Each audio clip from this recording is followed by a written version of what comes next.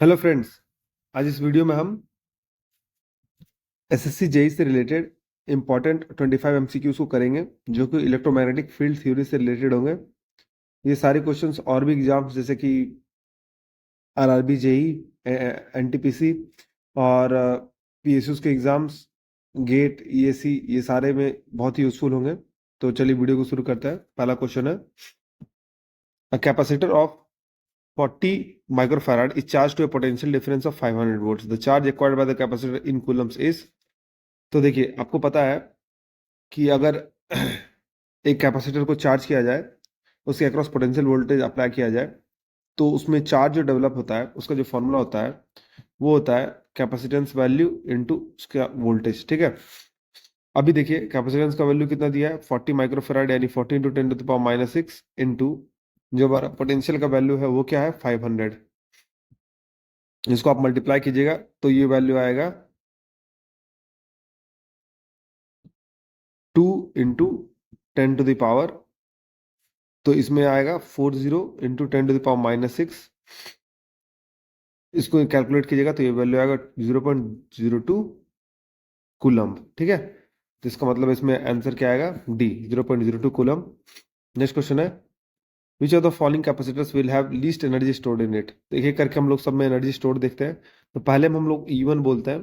ठीक है, तो उसका एनर्जी स्टोर्ड होगा वो क्या हो जाएगा, हाफ CV², यानी कि हाफ इंटू कैपेसिटेंस का value 500 into 10⁻⁻12 into voltage square यानी 10 kV का स्क्वायर यानी 100 इंटू 10⁻⁶।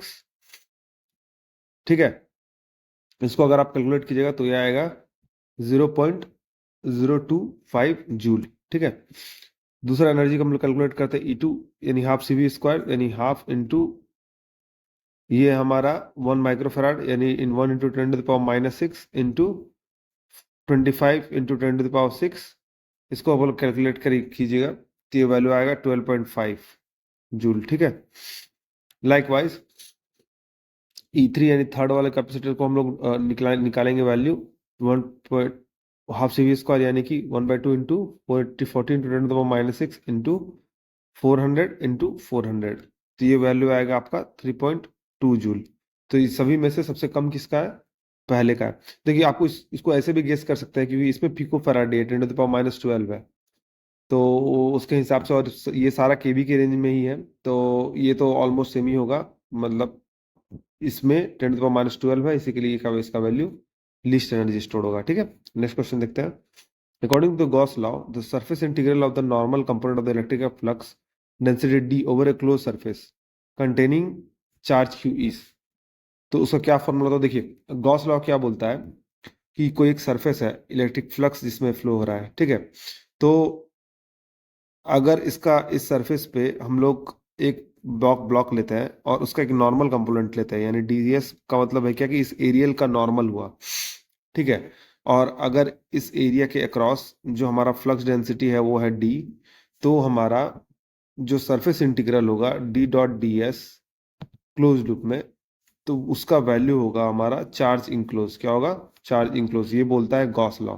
ठीक है, तो इसका मतलब है क्या कि D.ds का जो सरफेस इंटीग्रल होगा तो वो क्या होगा, Q होगा। यहाँ ds क्या है, ds हमारा क्लोज सरफेस है। ठीक है, तो ये है हमारा Gauss law.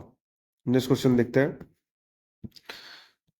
The lines of force due to charge particle are. Line of force क्या होता है, चार्ज पार्टिकल के द्वारा, तो ये ऑलवेज एक कर्व होता है। ठीक है, लाइन ऑफ फोर्स इस तरह से निकलता है चार्ज से, तो ये एक ऑलवेज एक कर्व पाथ बनाता है। ठीक है, नेक्स्ट क्वेश्चन देखते हैं।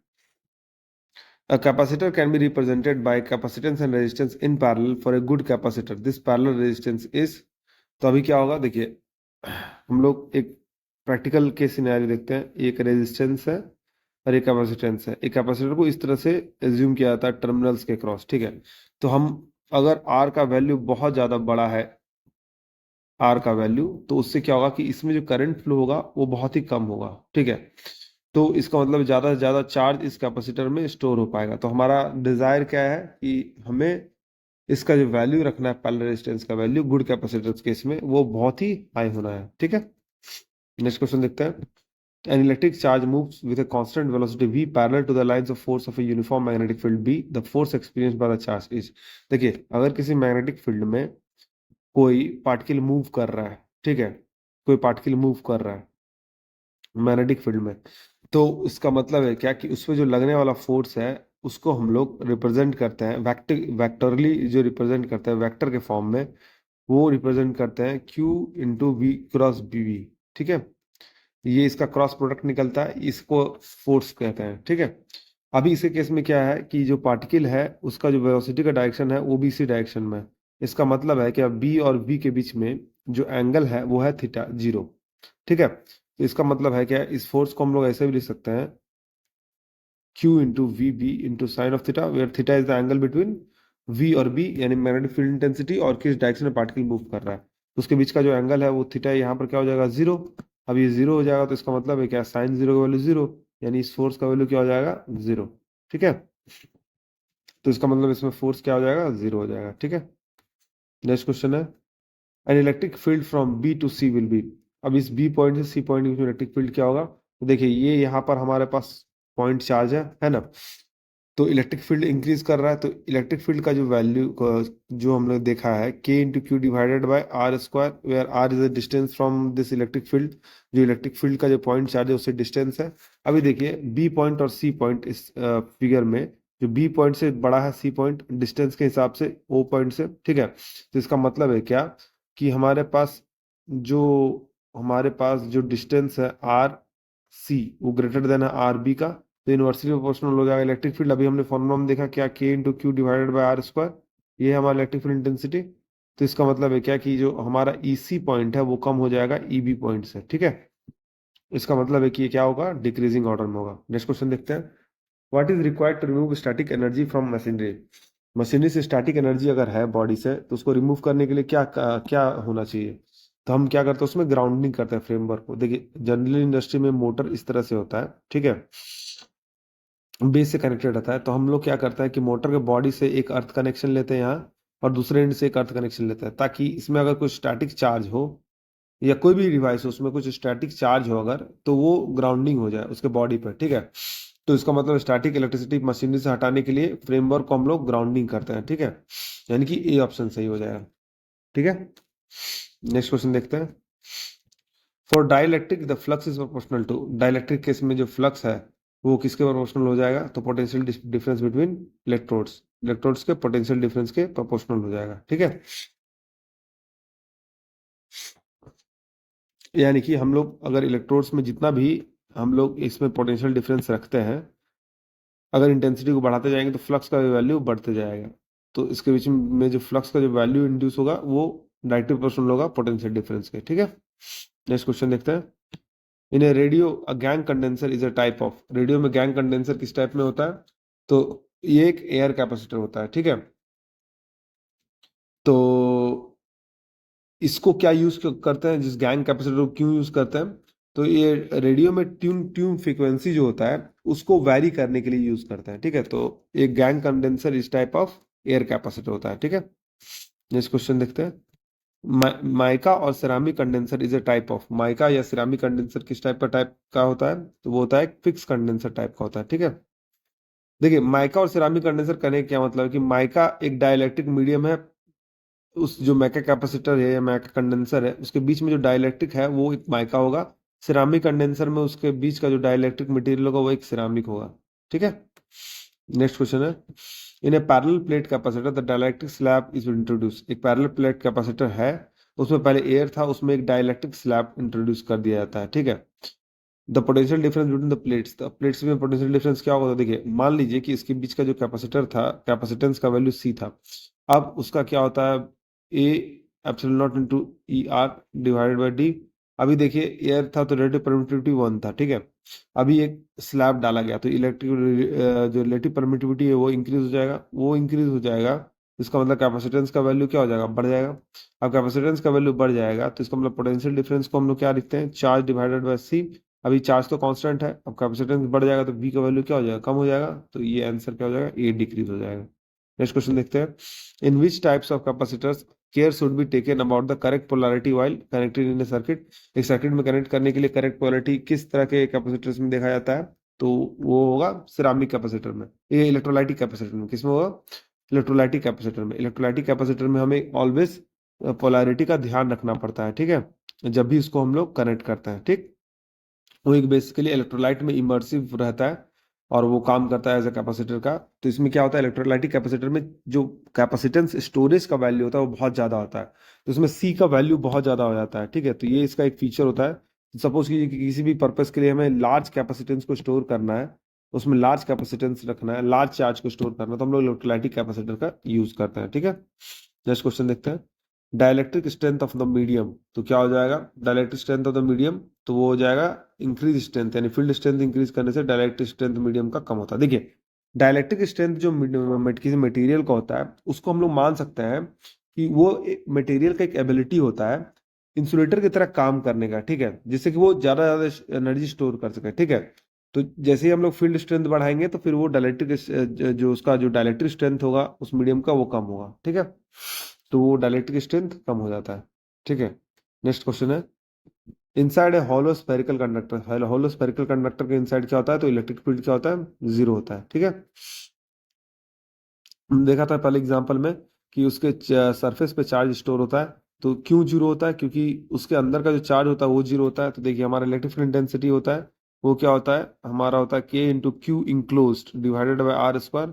अब q enclose charge enclose zero है, तो इसके अंदर का जो इलेक्ट्रिक फील्ड इंटेंसिटी है वो जीरो है।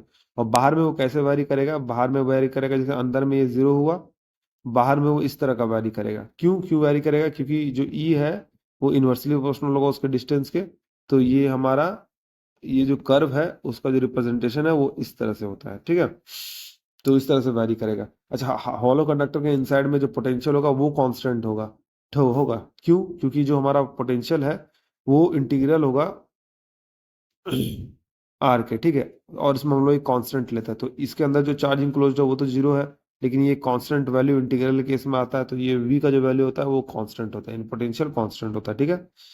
नेक्स्ट क्वेश्चन देखते हैं, which capacitor is preferred for high frequency circuit. High frequency circuit के लिए कौन सा कैपेसिटर यूज किया जाता है, तो उसके लिए हमें यूज किया जाता है माइका कैपेसिटर। क्यों यूज किया जाता है, देखिए जो हाई फ्रीक्वेंसी सर्किट में जो हमारा रिक्वायरमेंट होता है वो होता है हाई क्यू फैक्टर का, तो माइका कैपेसिटर में हाई क्यू फैक्टर होता है। क्यू फैक्टर क्या होता है दोस्तों, क्यू फैक्टर होता है कि एक जो कैपेसिटर है वो कितना एनर्जी स्टोर कर पा रहा है, ठीक है, और उससे कितना एनर्जी डिसिपेट हो रहा है, ठीक है, यानी कि उसमें लॉसेस कितना हो रहा है उसका रेशियो है। तो हाई अगर क्यू फैक्टर है इसका मतलब क्या है कि ज्यादा एनर्जी स्टोर हो रहा है और कम एनर्जी चार्ज जो जो है वो डिसिपेट हो रहा है, ठीक है।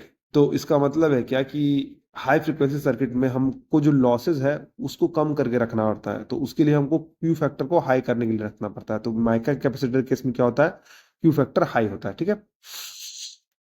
नेक्स्ट क्वेश्चन है, अ कैपेसिटर हैज टू, क्या होता है कैपेसिटर में, तो कंडक्टर सेपरेटेड बाय डाइलेक्ट्रिक, बिल्कुल सही। कंडक्टर इसी केस में क्या होता है, इस तरह से पैरेलल प्लेट होता है, ठीक है। तो इसमें चार्ज स्टोर होता है कैपेसिटर के अक्रॉस, ठीक है। अगर इसमें पोटेंशियल डिफरेंस अप्लाई करते हैं तो कंडक्टर सेपरेटेड बाय क्या होता है, डाइलेक्ट्रिक होता है, ठीक है। नेक्स्ट क्वेश्चन है, during dielectric background of a capacitor, dielectric background capacitor में क्या होता है, permanent conduction path is establish between plates, यानी प्लेट्स के बीच में परमानेंट कंडक्शन पाथ एस्टेब्लिश हो जाता है डाइलेक्ट्रिक बैकग्राउंड होने से, ठीक है। इसमें प्लेट्स के बीच में पहले चार्ज स्टोर होता है इस तरह का, उसमें एक डाइलेक्ट्रिक मीडियम होता है, ठीक है, डाइलेक्ट्रिक मीडियम। अब इसका डाइलेक्ट्रिक बैकग्राउंड होता है, तो ये जो चार्ज होता है वो परमानेंटली इस तरह से कंडक्शन करने लगते हैं, ठीक है। परमानेंट कंडक्शन पाथ एस्टेब्लिश हो जाता है, ठीक है, डाइलेक्ट्रिक ब्रेकडाउन होने से। नेक्स्ट क्वेश्चन देखते हैं, एन इलेक्ट्रिक फील्ड ऑफ 100 केवी पर मीटर इज इक्वल टू, 100 केवी पर मीटर को हम लोग वोल्ट पर मिलीमीटर में चेंज करते हैं, तो कैसे चेंज करेंगे, 100 इंटू 10⁻³ वोल्ट डिवाइडेड बाय एक मीटर में कितना होता है 1000 मिलीमीटर। तो ये और ये कैंसिल हो गया, तो वो क्या हो जाएगा 100 वोल्ट पर मिलीमीटर, तो इस तरह का क्वांटिटी चेंज हो जाएगा, ठीक है, सी ऑप्शन सही है। नेक्स्ट क्वेश्चन देखते हैं, which one of the following statements about the force between the two charge is true, दो चार्ज के बीच में फोर्स के बारे में क्या स्टेटमेंट सही है, तो इसका मतलब है क्या unlike charges repeal each other, नहीं बिल्कुल नहीं। Like charges attract each other, बिल्कुल नहीं। नो फोर्स एग्जिस्ट, नहीं ऐसा तो नहीं, फोर्स तो एग्जिस्ट करता है। Force of repulsion exist between two like charges, यानी कि अगर एक प्लस चार्ज को प्लस चार्ज के सामने रखा जाए तो उसके बीच में फोर्स ऑफ रिपल्सन होगा, एक दूसरे को रिपेल करेंगे। अगर नेगेटिव चार्ज को नेगेटिव चार्ज के साथ रखा गया तो भी फोर्स ऑफ रिपल्सन होगा। अगर पॉजिटिव को नेगेटिव के साथ रखा गया तो फोर्स ऑफ अट्रैक्शन होगा, ठीक है, एक दूसरे के लिए। अब जो फोर्स है उसको हम लोग कैसे कैलकुलेट करते हैं, उसको हम लोग लिखते हैं 1/4 pi epsilon into Q1 Q2 divided by R square, जहाँ पर Q1 Q2 दो जो पॉइंट चार्जेस है उसके उसमें स्टोर चार्ज का वैल्यू है, उसके बीच का जो ये इलेक्ट्रिकल फोर्स है, ठीक है। तो ये फॉर्मूला आप याद रखिएगा। नेक्स्ट क्वेश्चन देखते हैं। What is the term use to describe the ability of a device to store energy in the form of an electric charge? तो उसको क्या बोलते हैं, तो उसको हम लोग बोलते हैं कैपेसिटेंस। इलेक्ट्रिक चार्ज के फॉर्म में एनर्जी स्टोर होता है उसको हम लोग कैपेसिटेंस बोलते हैं। सी, उसका फॉर्मूला क्या होता है, A epsilon by divided by D. अच्छा, जो एनर्जी स्टोर होता है E is equal to half into C into V square होता है। वी जहाँ पर क्या पोटेंशियल डिफरेंस है और सी क्या है, उसका कैपेसिटेंस वैल्यू है, ठीक है। नेक्स्ट क्वेश्चन देखते हैं। Dash consist of two plate separated by dielectric and can store charge.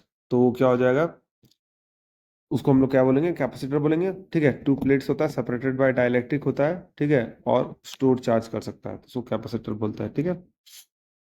Next question है। Generally in electrolytic capacitor is made to provide, electrolytic capacitor क्यों बनाया जाता है, तो इलेक्ट्रोलाइटिक कैपेसिटर बनाया जाता है लार्ज वैल्यू ऑफ कैपेसिटेंस, जैसे मैंने आपको बताया था इलेक्ट्रोलाइटिक कैपेसिटेंस में लार्ज वैल्यू ऑफ कैपेसिटेंस को स्टोर किया जा सकता है, ठीक है। नेक्स्ट क्वेश्चन है। Voltage applied across a ceramic dielectric produces an electrostatic field 100 times greater than the air. The dielectric constant of the ceramic is equal to, देखिए electrostatic field जो है वो 100 टाइम्स होता है, ठीक है। अभी देखिए क्या होता है, फील्ड और परमिटिविटी या डाइलेक्ट्रिक कांस्टेंट में क्या डिफरेंस होता है, देखिए ये होता है 1/4 pi epsilon into Q divided by R square, ठीक है। इससे हम लोग क्या देख सकते हैं कि अगर सब चार्ज कांस्टेंट और डिस्टेंस वैरी नहीं कर रहे हैं हम, तो जो ई होता है वो इनवर्सली प्रोपोर्शनल होगा एप्सिलॉन के। इस फॉर्मूला से देख लिया हमने, ठीक है। अब इनवर्सली प्रोपोर्शनल है तो इसका मतलब है क्या कि हम लोग एप्सिलॉन सिरामिक का को हम लोग सी आर लिखते हैं डिवाइडेड बाय एप्सिलॉन एयर का, ठीक है। इसका जो रेशियो है वो इनवर्सली प्रोपोर्शनल होगा हमारा इलेक्ट्रिक फील्ड से, तो ये हो जाएगा हमारा एयर में इलेक्ट्रिक फील्ड और ये हो गया हमारा सिरामिक में इलेक्ट्रिक फील्ड। तो अब क्या बोलता है 100 टाइम्स ग्रेटर देन एयर, तो इसका मतलब है कि इलेक्ट्रिक फील्ड ये जो है 100 टाइम्स ई ए के होगा। तो ये 100 टाइम्स होगा तो ये कैंसिल हो जाएगा, 100 बचेगा, ठीक है। इसका मतलब है कि सिरामिक का जो डाइलेक्ट्रिक कांस्टेंट है सिरामिक का, वो क्या हो जाएगा 1/100, और जो हमारा एयर का होता है वो तो 1 होता है, ठीक है। तो इसका मतलब ये क्या आएगा 100, ठीक है। तो इसका आंसर क्या हो जाएगा डी 100, ठीक है। Internal heating of capacitor is usually attributed to, internal heating capacitors का यूजुअली किस लिए एट्रीब्यूट होता है, तो इंटरनल हीटिंग आता है लीकेज रेजिस्टेंस से। तो ये होता क्या है कि कैपेसिटर का जो लीकेज रेजिस्टेंस है उसको हम लोग एनालिसिस में पैरेलल में लेते हैं, मान लीजिए, ठीक है, सीरीज में लेते हैं, देख लीजिए एनालिसिस में सीरीज में ले रहे हैं, ठीक है। तो इसका मतलब है क्या कि इसके अक्रॉस जो करंट फ्लो होगा वो क्या करेगा, इसमें हीट प्रोड्यूस करेगा, कैसे, आई स्क्वायर आर टी, जो एनर्जी हमें हीट का फॉर्मूला होता है, अगर करंट फ्लो करता है तो जो भी करंट इसमें फ्लो करेगा वो तो वैल्यू तो बहुत कम होगा, लेकिन इसमें एक हीट प्रोड्यूस करेगा, ठीक है, आई स्क्वायर आर टी। तो लीकेज रेजिस्टेंस के चलते क्या होगा, इंटरनल हीटिंग होगा, ठीक है। दोस्तों अगर आपको ये वीडियो पसंद आया तो वीडियो को लाइक कीजिए, चैनल को फॉलो कीजिए और सब्सक्राइब कीजिए और बेल नोटिफिकेशन को प्रेस कर दीजिए, ताकि इसी तरह का इंपॉर्टेंट अपडेट्स मैं आपके पास लाता रहूं। तो आगे इसी तरह के इंपॉर्टेंट क्वेश्चंस के लिए हमारे चैनल के साथ बने रहिए, ठीक है। तो मिलते हैं आपसे अगले वीडियो में।